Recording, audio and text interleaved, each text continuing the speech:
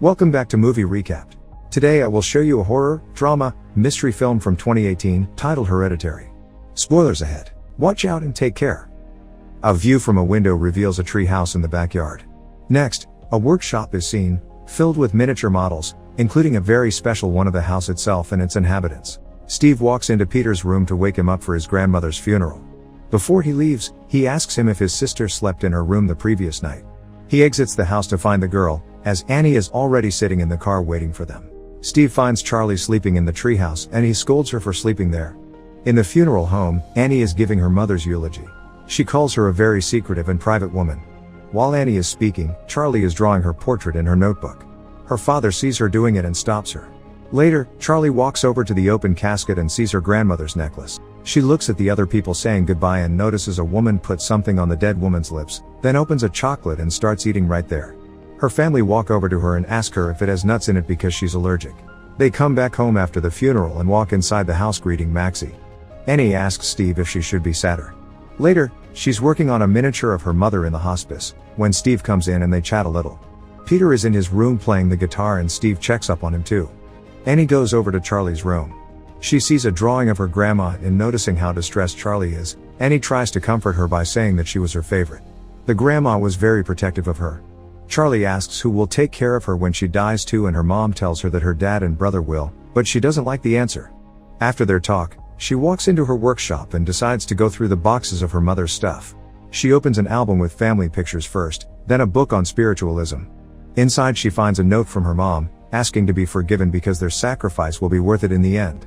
Annie puts the stuff back and turns off the light, then she sees a ghostly image of her mother in the corner. She turns the light on and no one's there. The next day, Charlie is in school and her teacher catches her playing with a toy instead of answering the quiz. Suddenly, a bird hits into the classroom's window. Charlie seems unbothered by the incident as she looks over to the teacher desk. Peter is bored in class, staring at a classmate's bottom, when he gets a text by his friend. He gets called out by the teacher for not paying attention and the girl he seems to like, Bridget, gives him a disappointed look. After class, Charlie is outside looking at the dead bird. She makes sure no one is around, then cuts off the bird's head and puts it in her pocket. Someone is watching her do it from across the street. Later, Annie sees that the door of her mother's room is open. When she goes to close it, she sees a triangle on the floor. Annie asks Steve if he went into the room. Then they are seen locking it and Steve takes the key. She knows she's being dramatic, but her husband understands. Peter gives his dad the phone, saying the call is from the cemetery. They tell him that his mother-in-law's grave had been desecrated. When Annie asks him about it, he lies what the call was about. She tells him that she'll go see a movie, but actually goes to a grief recovery meeting. Annie tells them about her mother dying, but also how her father died when she was a baby. He starved himself to death because he had psychotic depression. She also had an older brother with schizophrenia, who hanged himself when he was a teenager. Annie continues speaking about her mother, who lived in her house before they put her into a hospice. Before that they were estranged. When they started talking again at one point, her mother started influencing her daughter and Annie felt guilty about it, as well as about her getting sick. She thinks that she is blamed for everything. Meanwhile, Peter is getting stoned in his room and gets a text from his friend about a party the next night. Someone is spying at him from outside. The following day, Charlie is in her room working on a project when she sees an apparition in her room. She goes outside with the dead bird's head in her hands. When she gets to a clearing, she sees her grandmother surrounded by fire in the distance. Simultaneously, Annie gets an email from the gallery that will be showing her work, asking for a peek at what she's working on. She goes to prepare her piece in her workshop, when Peter comes in and asks her if he could borrow one of the cars for the party. He tells her that he won't be drinking, which she barely believes, then she tells him to ask his sister to come with him. He looks for her in her room, but she's not there. Annie looks for Charlie and finds her in the clearing, yelling at her for being outside the house barefoot and without a coat. She tells her mom that she wants her grandma. When they enter the house, Annie tells her that she'll be going to a party with her brother. She doesn't want to go because she doesn't know anyone. Annie tells Peter that now that she's coming with him, he really can't drink. They drive to the party, both unhappy about their situation. They pass a pole on the road that has the same marks seen on the grandma's necklace. As soon as they arrive at the party, Peter spots Bridget there. Meanwhile, Annie is putting one of her miniature models together. She looks at the miniature of her mom. At the party, Peter starts talking to Bridget and asks her if she wants to smoke some weed with him. She tells him that the other room has a bong and they go toward it. He notices Charlie following them and begs her to stay back. Peter tells her to get some of the cake to get rid of her. Him and the girl join two other people in the next room. Meanwhile, Charlie is at the main room, eating some of the cake. She starts feeling bad. Bridget asks him about his sister and tells him that she made a bad drawing of her. Charlie is sitting by herself, working on her project, breathing heavily. She drinks some water. Peter is smoking weed as she enters the room calling for him. He notices that she has difficulty breathing and she tells him that her throat is closing up. She's having an allergic reaction from the nuts in the cake. Peter carries her out to the car and speeds to the hospital. The girl can barely breathe. He tells her that they're almost there. She opens the window and puts her head out, as Peter tries to avoid hitting something on the road. Her head gets ripped off by the pole. He stops the car and sits there in complete shock. Peter can't even make himself look back. He starts crying, then drives away. When he gets to the house, his parents hear him come in, but he doesn't say anything to them, he just walks into his room and lies down. The next morning, he's lying awake and hears his mom saying that she'll go out. In a moment, he hears her wails when she finds Charlie's body. The mom is still screaming that night, crying for Charlie and wanting to die. Peter hears her cries. They bury the girl the next day. During the wake, Peter stays isolated from the others behind a glass wall and Annie is in her bed. Steve sends the people away then walks into Charlie's bedroom. He flips through Charlie's notebook. Peter goes to bed and sees a red light come on in the treehouse. There, Annie can be seen sleeping in Charlie's spot, next to a heater. Peter goes to school, but he just keeps thinking about the accident. Later, he's smoking weed with his friends. He starts feeling bad and they notice him struggling. He says that he's having some kind of reaction, like his throat is closing up. They try to calm him down and he asks his friend to hold his hand. Later, Annie thinks about going to another grief recovery meeting, but drives away. Suddenly, a woman flags her down. Joan remembers her from before, but Annie tells her that she came there today for her daughter and not her mom. She tells her that her son and grandson died 4 months earlier and that going to the meetings has helped her a bit. Joan gives Annie her phone number if she needs someone to talk to. They say goodbye. When Annie comes back home, she sees Steve waiting for her. They go to bed together, but when he touches her she leaves the bed. Steve tells her that it's too cold to sleep out there. Peter looks at the light in the treehouse, but gets spooked by a presence in his room. He doesn't see anything there though. Annie is in her workshop adding details to the miniature of Charlie's room, when she remembers that she needs to call the gallery. She spills one of her paints on the paper with Joan's phone. A bit later, she knocks on Joan's door. The woman greets her warmly and invites her in. Annie tells her how she found Charlie's body in the car, then she takes a pill and finds something in her tea. Joan asks Annie about her relationship with Peter. She tells her a story about a few years ago when she almost killed herself and her children while sleepwalking. Peter woke up in the same moment she did and started screaming. No one believed her that she was just sleepwalking. She tells her that he always held that against her, no matter what she would say or do. Sometime later, Steve goes up to check on Annie and finds her making a miniature replica of the accident. He's upset that she would make something like that, fearing that Peter might see it. Annie says that it's a neutral view of the accident. Steve tells her that he came to get her for dinner, but that he doesn't care if she comes down anymore. Later, they're eating and Peter comments that the food is really good. Annie snarls at that. He asks her if there is something she would like to say to him. She tries to avoid saying anything, but eventually flies into a rage. Annie tells Peter that even though she knows how much he is hurting, that she can't forgive him for what happened, especially because he can't own up to it. When she calms down, Peter asks her why she doesn't own up to making Charlie go at the party in the first place even though she didn't want to go. Steve stops the argument and Annie storms out. The two of them are left sitting on the dining table. The son crying next to a father who doesn't know how to help him. Annie tries to continue working the next day, but instead just goes to buy more art supplies. When she walks out of the store, she runs into Joan. She tells her that she's really good because something has happened to her. Joan doesn't know how to tell her, thinking that Annie would say that she's crazy. Regardless, Joan still tells her about her experience. She went to a seance where she met a spiritual medium.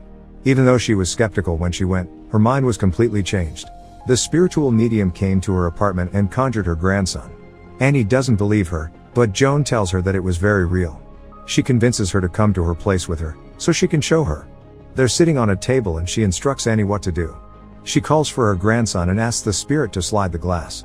Annie freaks out, but Joan keeps going. She communicates with the spirit and it keeps moving the glass. Suddenly, Annie feels it there too. Joan takes out a blackboard and it writes on it. Annie asks her to stop because she can't handle it and Joan tells her that she understands. She gives her instructions on what to do if she wants to try it for herself. Joan tells her to light a candle, then to get something that belonged to Charlie as a link to her spirit. And when she's ready she should read the words on the paper. Lastly, she tells her that all of the members in her family have to be in the house when she does that. Annie can't sleep. She sees ants in her bed coming in through the window. Annie follows the ants into Peter's room. She sees them crawling all over him and his face. All of a sudden, Peter wakes her because she was sleepwalking. She asks him if Charlie is there. And he asks her why she's scared of him. Annie blurts out that she never wanted to be his mother, but was pressured into it by her mother. She even tried to stop it by trying to have a miscarriage, but that she's happy that it didn't work. Peter starts crying, asking her why she tried to kill him. She says that she was actually trying to save him, and she bursts into flames. Suddenly, Annie wakes up in her bed. She goes into the bathroom and says the words on the paper that Joan gave her. Annie goes into Peter's room and wakes him, apologizing for everything and telling him to come downstairs to try something together. She wakes Steve up too.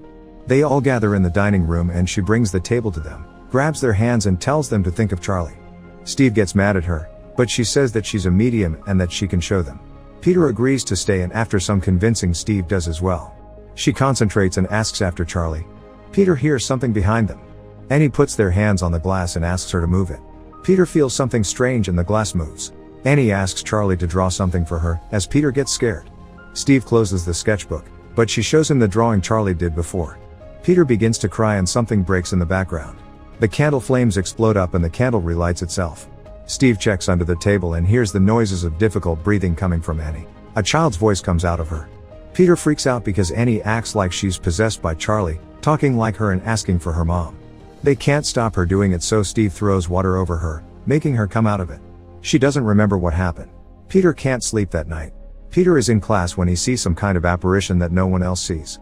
He looks at his reflection in the bookshelf and it's smiling at him. Suddenly, he hears a popping sound that Charlie used to make. Later, Annie is working and gets a phone call from Steve, telling her that Peter had called him, saying that there's a vengeful ghost after him. They argue and he hangs up on her. The phone rings again, but Annie lets it go to voicemail. The voice on the phone is a man from the gallery asking if they can help her in any way. She proceeds to destroy the models in her workshop. Steve and Peter come home and notice a strange smell in the house. Steve checks on Annie, asking about the smell, and when he sees the models she tells him that she didn't feel like looking at it anymore. Steve sees his headless miniature in the model of their bedroom. He will sleep at the couch that night. Annie is at their room when she hears something in Charlie's room. She goes inside and sees drawings being done in the sketchbook. Meanwhile, Peter is sleeping and Charlie's popping sound wakes him up. He looks into the corner of his room and he sees Charlie there. He calls for her, but her head falls off and turns into a ball. Maxie is at his door growling, when suddenly someone grabs him from behind and starts pulling his head off. The door slams in Maxie's face, then Annie shows up in Peter's room.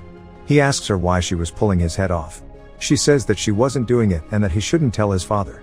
Annie says that she knows what's going on and she's the only one that can stop it. Next, she goes back to Charlie's room and sees the drawings of Peter in the sketchbook. Annie tries to burn it, but when she throws it in the fireplace, her arm also catches on fire. Reacting quickly, she pulls the book out and her arm stops burning too. The following day, Annie goes back to see Joan. When she gets there, the woman doesn't answer, but her apartment shows some evidence that she might have been contacting Charlie. Meanwhile, Peter is at school and hears his name being called out. Joan is on the other side of the street looking at him and telling him to get out. Annie goes back home and finds another book in her mother's box with the same symbol as her necklace. Then she finds a book on invocations and sees a paragraph her mother has underlined. It is about the invocation of a spirit that needs a male host. She goes through another family album and sees pictures of Joan inside, as well as pictures of her mother doing certain rituals. In the meantime, Peter sees another light apparition at school guiding him to a door. There is someone behind it gesturing him to come in. Steve wants to send an email to a psychiatrist about his wife, but gets one from the cemetery about the damages to the grave. Simultaneously, Annie opens the door to the attic and a terrible smell comes out. She goes up, when she suddenly finds the body of her mother and the same symbol written on the wall. Peter is in school, having trouble focusing, because he keeps hearing the popping sound all over. He hears it behind him, then in front. Suddenly, his body looks as if it is possessed by something, to dismay of his teacher and classmates. He bangs his head on the table once, then once more, breaking his nose and utterly panicking about what had just happened. There is no one in the house to pick up the phone when Peter's school rings. Steve gets the call at work and goes to pick up Peter. Annie waits for them at home and helps Steve drag him out of the car, as he tells her what happened. When they put him to bed, she begs Steve to check if the body is upstairs. She thinks it's her mother, but the head is missing. He goes to check. When he comes back down, he asks her why she didn't call the police, but Annie starts telling him about Joan and everything that she thinks her mother was involved in. Steve, however, thinks that she was the one that dug up the body. She keeps telling him that they brought some kind of curse on them when they summoned Charlie and that Peter is in danger. Annie tells him about the book, but explains how she thinks she's linked to it somehow. Yet if they don't destroy it, Peter will die. They come down the stairs as she asks him to trust her and to throw the sketchbook in the fire. She begs him to do it and tells him that he's the love of his life, as if she is saying goodbye. Steve won't do it because he thinks that she's sick. Annie grabs the sketchbook and throws it in the fire. He immediately bursts out in flames. The light apparition flows over Annie and she turns into someone else. That night, Peter wakes up in his bed and sees the light in the treehouse. He calls after his parents, but no one replies. When he gets up to eat, he sees the lights turn on outside and something crawls behind him. Peter walks out of his room into the dark house, when he hears something. He slams his grandma's door shut and goes down in the hallway, passing a miniature of their house. Peter finds his father's body in the living room. There's a noise behind him and Annie is lurking from the ceiling. He turns in the other direction and sees a naked person in the shadows. Suddenly, Annie starts chasing after him upstairs. He hides in the attic, begs her to stop and apologizes. She's pounding at the attic door and suddenly stops. Peter calls out to her, then looks around the attic and finds that the place is set up for some sort of ritual within the center of it. He thinks that he's dreaming and tries to wake himself up. Peter looks up and sees his mother cutting her head off. Then sees more naked old people. He jumps out of the window. The sound of a head falling can be heard from the attic. The light apparition enters Peter and he wakes. He sees Annie's headless body float to the treehouse. Peter makes the popping sound that Charlie used to make and follows his mother towards the treehouse, noticing the naked onlookers in the bushes. When he gets to the treehouse, there are many other people there. He sees his sister's head mounted on a mannequin, with everyone, including his mother's and grandmother's body, bowing to her. Joan walks up to him, putting a crown on him. She tells him, or rather Charlie, that she's alright now. Joan tells her that she is Paimon, one of the kings of hell. They have summoned him from the depths of hell and give themselves over to him. Make sure to subscribe and turn on notifications so you can watch more videos like this. Thanks for watching.